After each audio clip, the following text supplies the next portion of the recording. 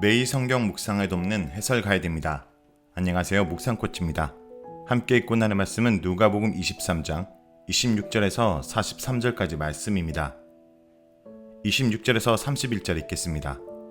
그들이 예수를 끌고 갈 때 시몬이라는 구레네 사람이 시골에서 오는 것을 붙들어 그에게 십자가를 지워 예수를 따르게 하더라. 또 백성과 및 그를 위하여 가슴을 치며 슬피 우는 여자의 큰 무리가 따라오는지라. 예수께서 돌이켜 그들을 향하여 이르시되 예루살렘의 딸들아 나를 위하여 울지 말고 너희와 너희 자녀를 위해서 울라. 보라, 날이 이르면 사람이 말하기를 잉태하지 못하는 이와 해산하지 못한 배와 먹이지 못한 젖이 복이 있도다 하리라.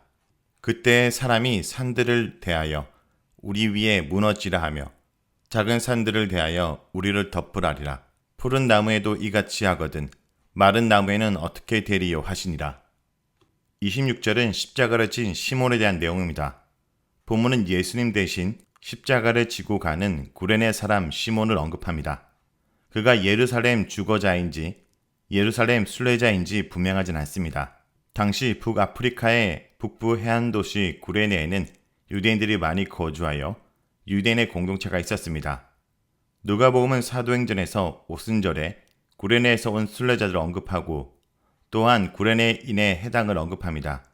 그리고 본절에서 시몬을 구레네 사람으로 소개합니다. 이러한 사실들을 감안하면 시몬은 유월절 순례자일 가능성이 큽니다.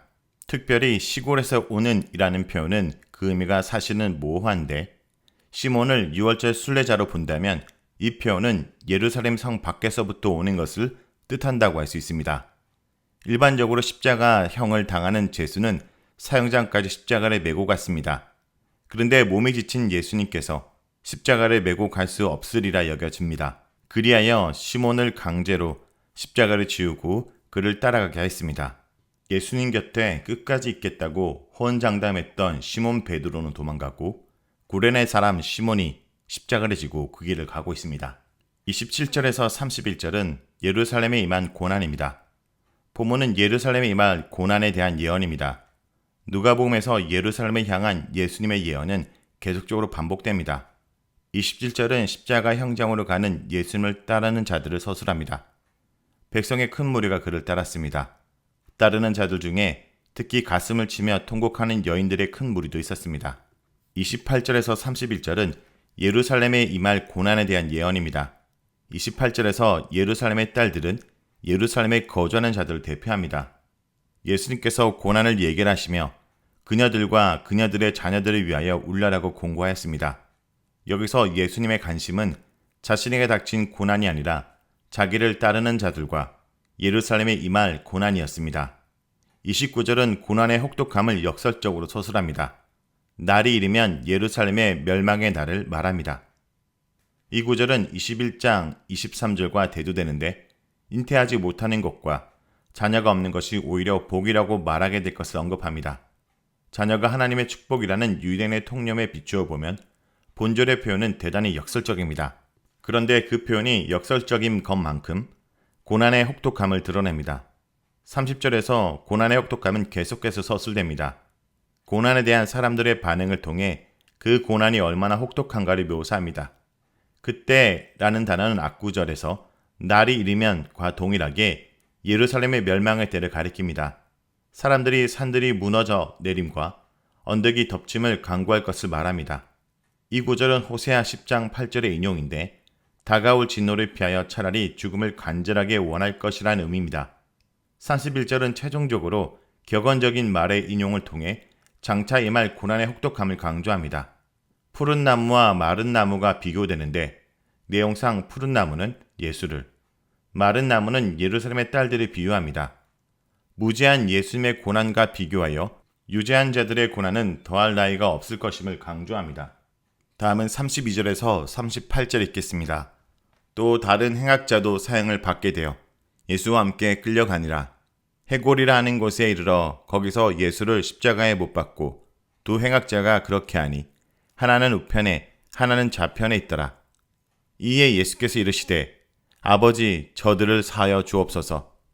자기들이 하는 것을 알지 못함이니이다 하시더라. 그들이 그의 옷을 나눠 제비 뽑을세. 백성은 서서 구경하는데 관리들은 비웃어 이르되 저가 남을 구원하였으니 만일 하나님이 택하신 자 그리스도이면 자신도 구원할지어다 하고 군인들도 희롱하면서 나와 신 포도주를 주며 이르되 내가 만일 유대인의 왕이면 내가 너를 구원하라 하더라. 그의 위에 이는 유대인의 왕이라 쓴 패가 있더라. 32절에서 38절은 십자가형을 당하시는 내용입니다. 본문은 예수께서 두 범죄자와 함께 십자가에 달리신 것을 서술합니다. 그 내용은 십자가에 못 박힌 예수, 관리들과 군인들의 조롱으로 구성됩니다. 32절에서 33절은 다른 두 범죄자와 함께 십자가에 달리신 예수님을 묘사합니다. 누가복음은 그들을 범죄자, 악행자로 언급하는데 마태와 마가는 도적들, 강도들로 언급합니다. 예수님께서 체포되기 전에 말씀하신 대로 이제 그가 불법자의 동료로 여김을 받으리란 예언이 성취됩니다. 예수님의 용서 기도는 사도행전에 나오는 스데반의 기도에 반영됩니다. 그들이 그의 옷을 나눠 제비 뽑을새는 시편 22편 18절의 성취로 봅니다. 당시 십자가 처형의 관습에 따르면 집행관들은 옷을 비롯한 사형수들의 소지품을 제비 뽑아 나누어 가졌습니다. 35절은 관리들의 조롱 장면입니다. 관리들은 사내들의 지도자들입니다. 하나님이 택하신 그리스도의 원문 직역은 하나님의 그리스도 택하신 자입니다. 그들은 그리스도라는 예수님의 정체의 의문을 제기하며 조롱하였습니다. 그러한 조롱은 그들의 종교적 관심을 나타내는데 하나님의 아들이라는 예수님의 정체를 부인한 사탄의 시험을 상기시킵니다. 36절에서 38절은 군인들의 조롱 장면입니다. 그들은 신 포도주를 주고 유대인의 왕이더냐 반문하며 조롱하였습니다. 그들의 조롱은 다분히 정치적입니다. 예수님께서 빌라도 법정에서 섰을 때에도 빌라도는 예수님께서 유대인의 왕이더냐라고 물었습니다. 이에 예수님께서 그가 말한 대로 대답하셨습니다. 신 포도주는 군인들이 일상적으로 마시는 음료였습니다. 공간복음의 병영 구절은 예수님께서 십자가에 달리시기 전에 쓸개 탄 포도주 혹은 몰약을 탄 포도주를 주었다고 서술합니다. 쓸개나 몰약을 탄 포도주는 진통 자극이 있는 마취제로 십자가에 달린 사형수의 고통을 감하기 위해 제공되었습니다. 요한복음은 예수님께서 숨을 거두시기 전에 신포도주를 주었다라고 언급합니다. 다음은 39절에서 43절 읽겠습니다. 달린 행악자 중 하나는 비방하여 이르되 내가 그리스도가 아니냐 너와 우리를 구원하라 하되 하나는 그 사람을 꾸짖어 이르되 내가 동일한 정죄를 받고서도 하나님을 두려워하지 아니하느냐 우리는 우리가 행한 일에 상당한 보응을 받는 것이니 이에 당연하거니와 이 사람이 행한 것은 옳지 않은 것이 없느니라 하고 이르되 예수여 당신의 날에 임하실 때 나를 기억하소서 하니 예수께서 이르시되 내가 진실로 내게 이르노니 오늘 내가 나와 함께 낙원에 있으리라 하시니라. 39절에서 43절은 다른 두 범죄자에 대한 내용입니다. 본문은 십자가에 달린 예수님과 두 범죄자의 대화 내용입니다. 한 범죄자는 예수님을 조롱하는데 다른 범죄자는 예수님을 인정합니다. 그리고 그의 날에 임하실 때 자기를 기억할 것을 부탁합니다. 이에 예수님께서는 낙원에 함께 있을 것을 약속하십니다. 39절은 한 범죄자의 조롱에 관한 서술입니다. 그는 사내들인 지도자들과 마찬가지로 예수님의 그리스도로서의 정체에 도전합니다. 그리고 그가 만약 그리스도라면 자기 자신과 그들을 구원하라고 조롱합니다. 40절에서 42절은 범죄자의 조롱에 대한 다른 범죄자의 반응입니다. 예수님에 대한 그의 반응은 사내들인 지도자들, 군인들, 한 범죄자의 계속되는 조롱과 대조로 이릅니다.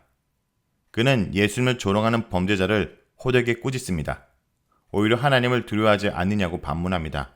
이 구절에서 하나님을 두려워하다라는 말은 하나님을 경외하는 것에 대한 누가복음의 상용적인 표현입니다. 다른 범죄자는 예수님이 아무것도 잘못한 일 없다라고 강변하였습니다. 42절은 그가 예수께 부탁하는 내용입니다. 예수님께서 그의 날에 임하실 때 자신을 기억해 줄 것을 간청합니다. 당신의 날에 임하실 때라는 구절의 원문은 예수님께서 죽음 후 다른 세계에 있는 나라로 가실 때를 뜻합니다. 43절은 다른 범죄자의 간청에 대한 예수님의 대답입니다. 예수님께서 오늘 내가 나와 함께 낙원에 있을 것이다 라고 그에게 말씀하셨습니다. 예수님을 하나님의 아들, 그리스도로 고백하는 것은 신앙의 요체이자 근본입니다. 이 고백이 확고할 때 믿음은 어떤 상황 속에서도 견고하여 흔들리지 않게 됩니다. 예수님에 대한 고백이 없는 믿음은 쉽게 변질되고 타협하게 됩니다. 자, 여기까지가 누가복음 23장 26절에서 43절까지 말씀입니다. 오늘 말씀을 통해 우리는 무엇을 묵상하고 적용해야 할까요? 끝까지 우리의 죄를 위해 주님은 기도하셨습니다. 예수님은 자신을 십자가에 못 박는 사람들의 죄를 용서해달라고 기도하십니다. 어리석은 군중은 십자가에 못 박힌 예수님을 비웃고 조롱했지만 부활하신 예수님은 하나님 우편에 그리스도와 왕으로 등극하셔서 성령을 통해 회개하는 자들에게 친히 제사함을 베푸셨습니다. 오늘도 성령 안에서 이 놀라운 용서의 은혜가 내게도 넘치고 있다는 것을 깨닫는 하루가 되길 간절히 기도드립니다.